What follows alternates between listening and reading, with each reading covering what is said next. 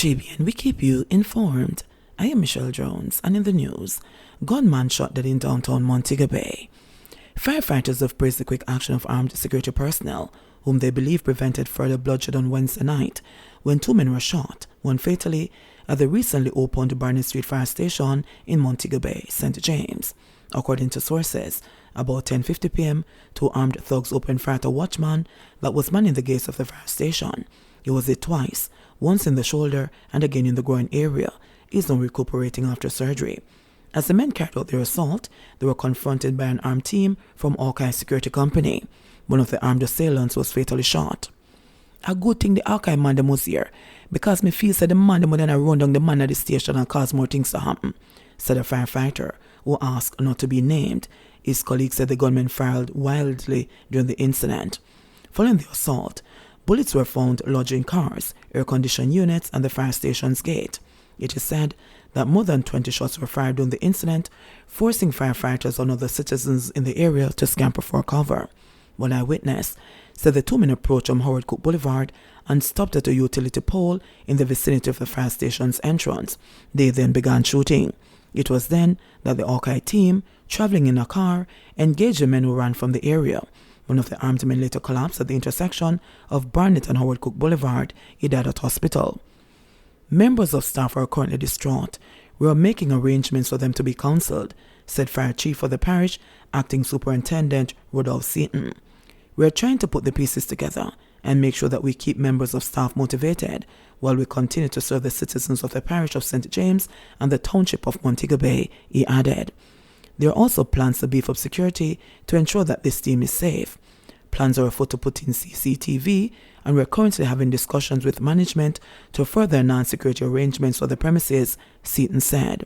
While expressing relief that no firefighter was injured in the incident, he said he was saddened by the attack on the watchman as he carried out his duties.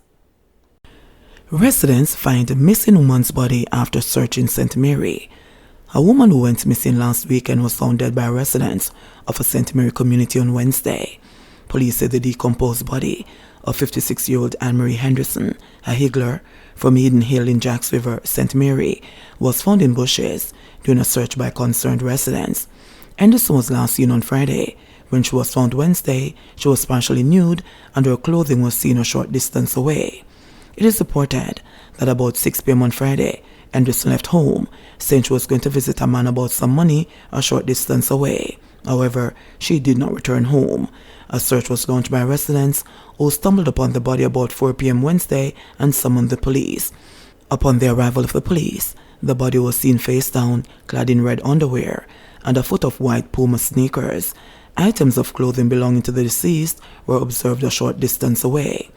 Police revealed that at the time of leaving home, the now deceased was said to be wearing a black blouse, brown pants, a pair of white Puma sneakers, and a wig. The body was removed to the morgue as police commenced investigations.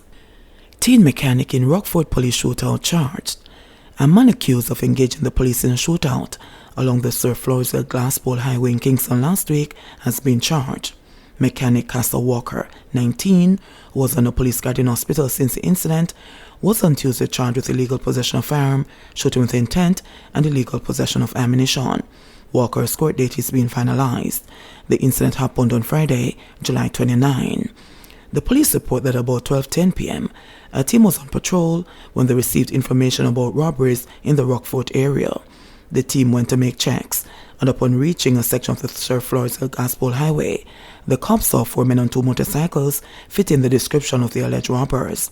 The police signaled the drivers to stop. However, the men reportedly pulled firearms and opened gunfire at the cops, who returned gunfire.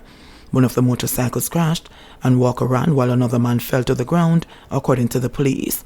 A .38 Smith & Wesson revolver, loaded with 4 .38 cartridges, was found beside the injured man, they reported. Walker was apprehended, and both men were transported to hospital. Walker was admitted under police supervision, and the other man was pronounced dead. He was charged on Tuesday, August 2, after an interview. The search continues for the 2 other suspects who escaped. Gun and ammunition seized in St. James. 1 gun and several rounds of ammunition were seized during an operation at Middle Road in Adelphi in St. James on Wednesday, August 3. No one was arrested in connection with the seizure. Reports from the Montego Bay Criminal Investigations Branch are that about 8 a.m., police officers conducted an operation in the area where several premises were searched.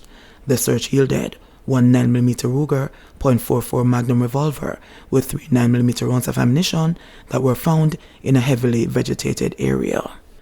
Policewoman in Donnelly Donaldson's case interviewed by Indicom. The Independent Commission of Investigations Indicom yesterday interviewed the female district constable in the case of the disappearance of social media personality Donnelly Donaldson.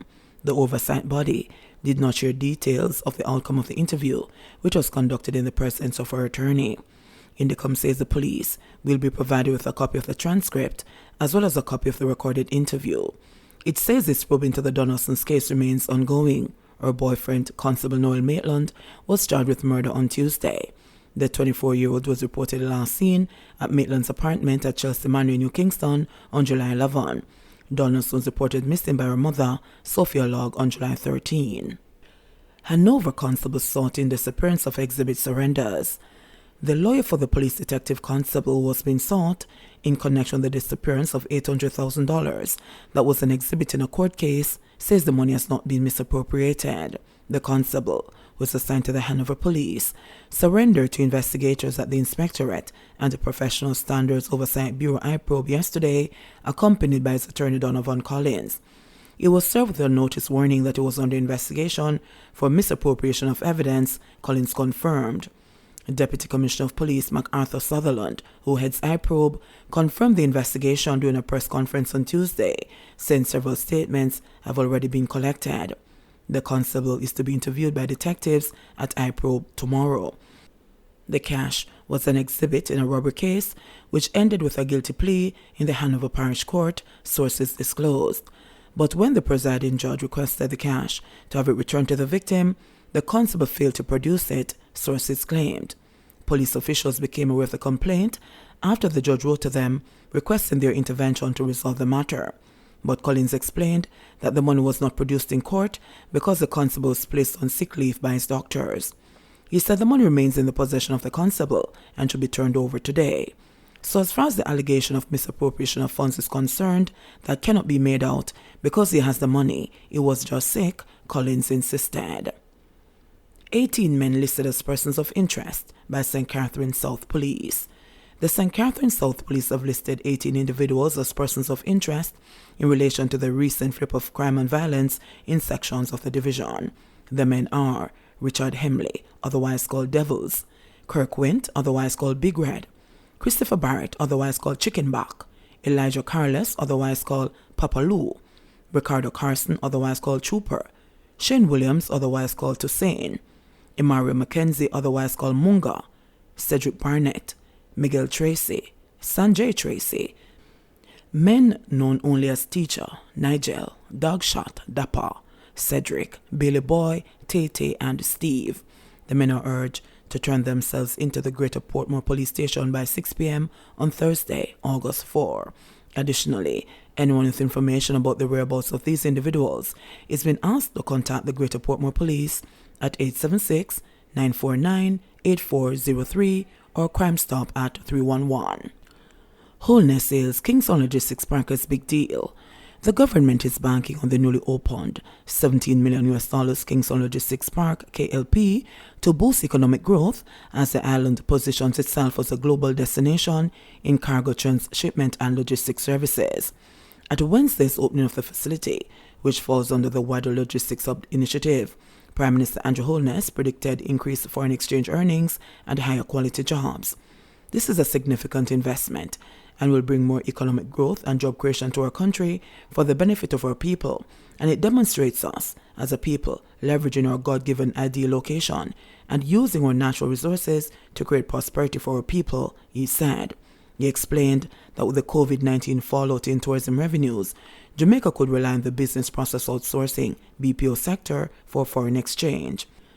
We are trying to develop another industry similar to BPO, but it is a distinct industry in terms of logistics. This is a big step in that direction. In creating a new industry, that will create for us a new stream of foreign exchange revenues that will make our economy stronger and more robust to withstand shocks. And that is why this is such a big deal, Holness remarked. The park is located on lands adjacent to the Kingston Freeport Terminal Limited, which serves 12 major shipping lines and has weekly connections with over 100 ports facilitating cargo movement in and out of the region. It is also in the proximity of the other major terminals at the Port of Kingston, including Kingston Wharves Limited and two of the island's largest free zones, the Kingston Free Zone Limited and the Jamaica International Free Zone Limited. The 18,000 square meter modern warehouse was designed to accommodate up to 4 clients and is tenanted by international and local clients interested in taking advantage of Jamaica's location and connectivity to the region. It will also serve as an incubator, as its design contemplates international firms wishing to test out the situation in Jamaica, which enables them to establish operations and start doing business quickly. The park includes a border protection center, which houses the Jamaica Customs Agency JCA and the Container Security Initiative, a collaboration between the JCA and the United States government. The facilities are designed to better accommodate the work of these agencies, which are critical to combating the flow of contraband, arms, and unwanted chemicals and equipment across Jamaica's borders. Port Authority of Jamaica President and CEO Professor Gordon Shirley heralded the investment, noting that Jamaica sits directly on the east-west trade route and is a major transshipment port closest to the Panama Canal. Today's project launch signals our belief in our ability to categorize the rapidly growing logistics sector. As we look to the next 50 years as an authority and the next 6 years as a country, we are convinced that the best is yet to come, said Shirley. 87 new COVID-19 cases in Jamaica, 1 death reported. The Ministry of Health and Wellness reported 87 new COVID-19 cases and 1 death on Wednesday, August 3, bringing the infection total to 146,695 and total deaths to 3,199. The new cases comprise 50 females and 37 males, with ages ranging from 4 months to 100 years. The cases were recorded in Kingston and St. Andrew 34, St. Catherine 29, Trelawney 9, Westmoreland 7, Clarendon 3, Manchester and St. James 2 each, and St. Anne 1. The deceased is a 92-year-old female from St. Anne who died in July 2022. The case was previously under investigation. There were 136 recoveries in the last 24 hours, bringing the total to 94,154. Currently, 104 people are hospitalized, 22 of whom are moderately ill, 7 severely ill, and 4 critically ill. Jamaica's positivity rate for the latest round of testing is 33.5%. In sports news, Sunshine Girls beat Australia to sweep Pool A in CWG netball. Jamaica's Sunshine Girls have made their biggest statement of the netball competition at the Commonwealth Games so far, with a close 2 goals come from behind 57-55 win over Australia at the NEC Hall in Birmingham, United Kingdom on Thursday morning. The win saw Jamaica sweeping all 5 games in Pool A to top the points tables with a perfect 10, 2 more than Australia, the beaten finalists in 2018. Jamaica trailed in the match until a furious fourth quarter, where they overcame a 6-point deficit to outscore the Aussies 17-9. Jamaica trailed by 1 point, 13-14 after the first quarter, and was still behind by the same margin, 30-29 at the half. Aussies forged further ahead, going into the final quarter leading 46-40. Goal shooter Janelle Fowler led the Jamaicans scoring with 47 goals from 50 attempts, and goal attack Shanice Beckford scored the other 10 from 10 attempts. Australia's goal shooter Gretel Buta scored 36 goals from 39 attempts for the losers, while Steph Wood scored 19 from 22 attempts. In track and field, I am one of the greatest. Elaine Thompson-Era put any disappointments from the recent World Athletics Championships in Eugene, Oregon behind her by storming to an emphatic victory in the Commonwealth Games 100 meters final in Birmingham, England yesterday. Jamaica's double Olympic champion finished third, behind compatriots Shalane Fraser-Price and Sharika Jackson Eugene. But this was not to be in Birmingham, as she tore off the blocks to clock a time of 10.95 seconds, finishing 600ths of a second ahead of St. Lucia's rapidly rising 21-year-old national record holder Julian Alfred. Thompson-Era's earned great kudos for appearing at the championships that has been starved of some of the world's greatest track and field stars. but the 30-year-old second fastest woman of all time and quickest alive commented, "I have to give God thanks for being able to come off of one championship where I had to run many rounds to another with many rounds. It's been a challenging season, but I've managed to pull through. Sometimes to be a champion, you have to challenge yourself. I know what I'm capable of, and I know that I'm one of the greatest sprinters of all time. I believe in showing up and putting on a show, and to get back on top was difficult, but I still managed to claim 2 medals at the World Championships, and so far, 1 here, and I'm grateful for being able to do that. I'm a 100-200 sprinter, and intend to come back in the morning," said Thompson-Arrow. There were no Jamaicans in the men's final, when a few minutes earlier, after former Commonwealth champion Kamara Bailey Cole failed to make it into a thrilling men's 100 meters final. Bailey Cole was had to overcome serious hamstring and debilitating virus problems since winning gold in Glasgow in 2014, could not make the top 2 automatic qualifiers from his semi-final, finishing 4th, and his time of 10.25 was eclipsed in a quicker final qualifier, which provided both of the fastest loser places. Clayton and Cole mined gold and silver at World Under-20 Champs. National junior champion Tina Clayton defended her 100 meters title at the World Athletics Under-20 Championships in Cali, Colombia on Wednesday night.